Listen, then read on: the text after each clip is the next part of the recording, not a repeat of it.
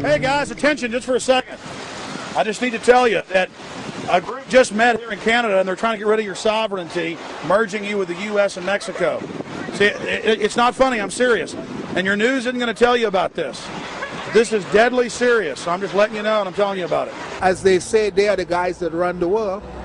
They make the decisions for and we just carry it out. Sir, did you hear about the Bilderberg Group meeting here in town, the 120 most elite people in the world? No. Hey, did you know that the elite's meeting here in town right now? Have you heard about it? The 120 crime bosses?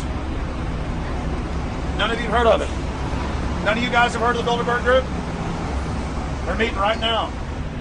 In the city, around 10% of the people were aware of the New World Order agenda. When we traveled to Parliament, close to half of the people we randomly spoke to were informed.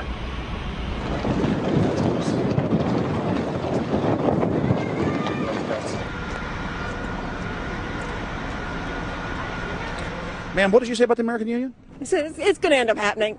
We don't want it, but it's going to happen. Why do you think? Because the Bilderberg Group runs the world.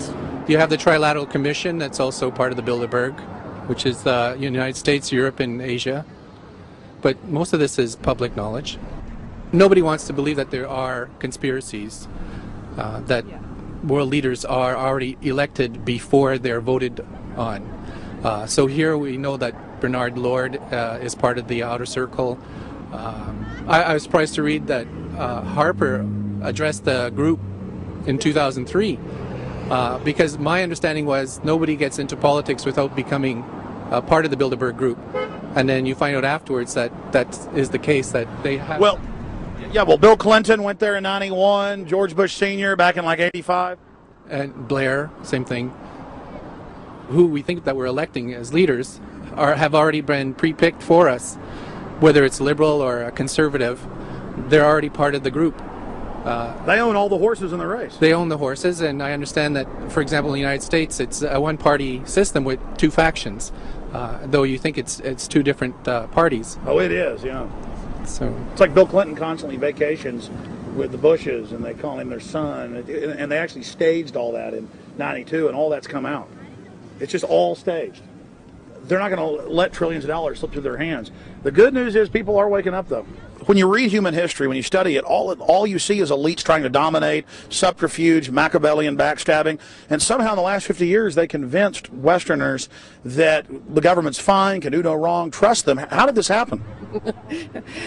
It's easy to lead sheep. I mean, people just follow. They don't want to believe these things will happen. No way. We'll just follow along with the norm. That's all. It's just makes it easier for everyone. What's your view on losing Canada's sovereignty? I like this country to stay as it is, and I love the United States to be there. Back in Austin, the capital of Texas, the public was frighteningly unaware of the nation's peril.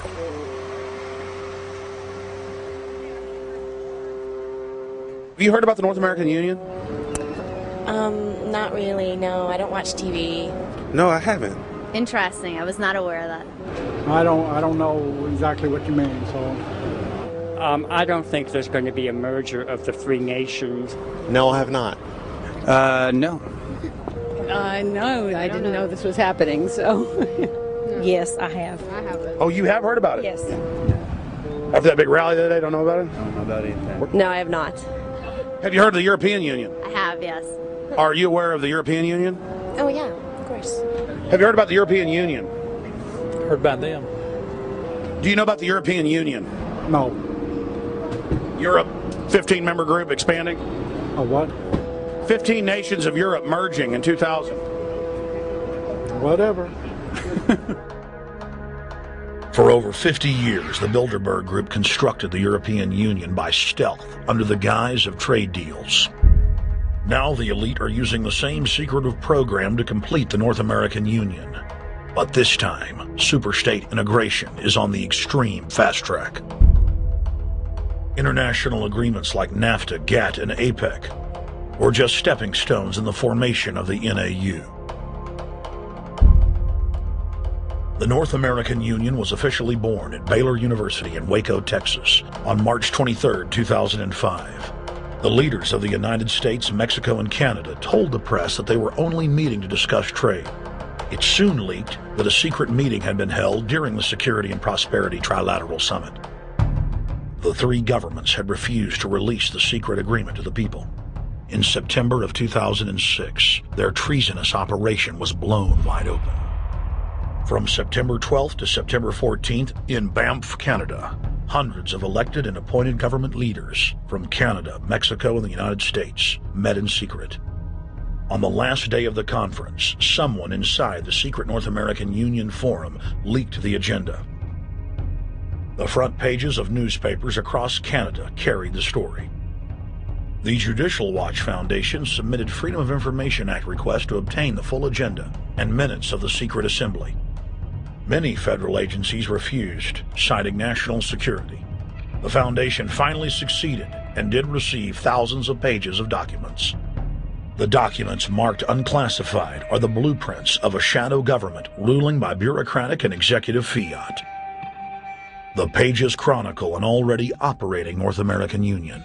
Transportation, law enforcement, agriculture, regulation, banking, manufacturing, construction, education, immigration, and even the military are being merged with no input from the people or their elected representatives in Congress and Parliament.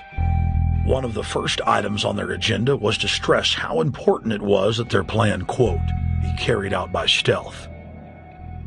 The controllers also talked about exploiting the public's fears of climate change to push a continent-wide tax to fund the new government.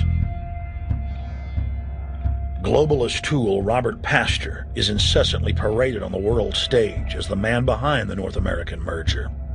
When he testified before Congress, he pushed the idea of a continental security perimeter that erases national boundaries and merges the security apparatus. The best way to secure the United States today is not at our two borders with Mexico and Canada, but at the borders of North America as a whole.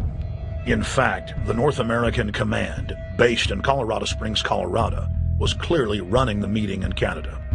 For the past decade, the Pentagon has been training with Mexican and Canadian forces and has openly discussed using them inside the United States for disasters and to quell domestic unrest. There are already over 100,000 non-U.S. citizens serving in the U.S. Armed Forces.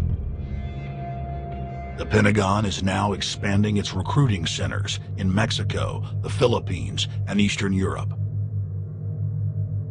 Big city police departments nationwide are lobbying to change laws so they can recruit non-citizens to join the police force. What we are witnessing is a Red Dawn scenario in slow motion. Tyrants throughout history have brought in foreigners to oppress their domestic populations.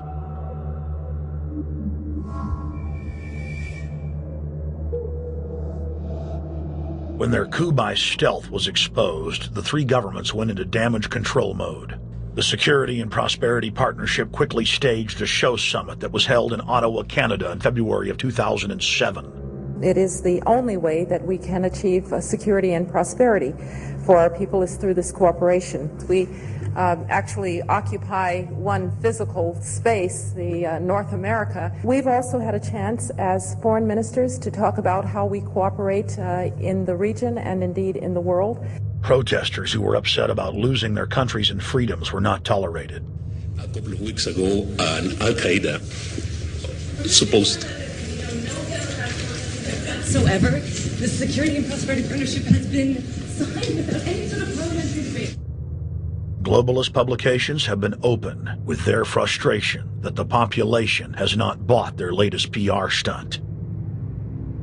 As integration inside the European and American unions accelerates, the superstates themselves are being merged.